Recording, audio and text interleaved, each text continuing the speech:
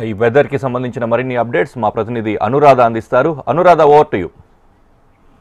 Present weather updates గనుక latest weather update చూస్తే గనుక బంగాళాఖాతంలో ఉపరితల ఆవర్తనం కొనసాగుతుంది. ఇది తమిళనాడు పుదుచ్చేరి మీదుగా ఉంది. అయితే ఇది అల్పపీడనంగా మారేదానికి వాతావరణం అనుకూలంగా ఉందని ఇప్పటికే వాతావరణ శాఖ అంచనాలు వేస్తుంది. దీని ప్రభావంతో దక్షిణ కోస్తా ఆంధ్ర రాయలసీమలో ఒక మోస్తరు వర్షాలు కురిసే అవకాశం ఉంది. రేపటి నుంచి తమిళనాడు పుదుచ్చేరిలో భారీ వర్షాలు కురుస్తాయి. ఇప్పటికే అక్కడ అలర్ట్ మెసేజెస్ కూడా ఇవ్వడం జరిగింది.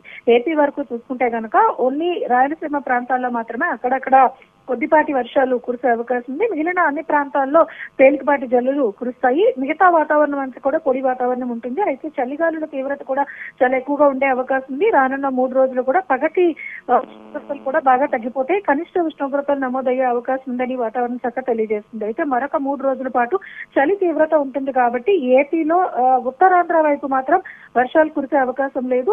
దక్షిణ కోస్తా ఆంధ్ర వైపు మాత్రం అక్కడక్కడ తేలికపాటి వర్షాలు కురిసే అవకాశం ఉందని వాతావరణ శాఖ తెలిపింది. మిగిలిన ప్రాంతాలన్నీ కూడా పొడి వాతావరణం ఉంటుంది. మరొక 3 రోజుల పాటు చలి తీవ్రత అయితే కొనసాగుతుంది.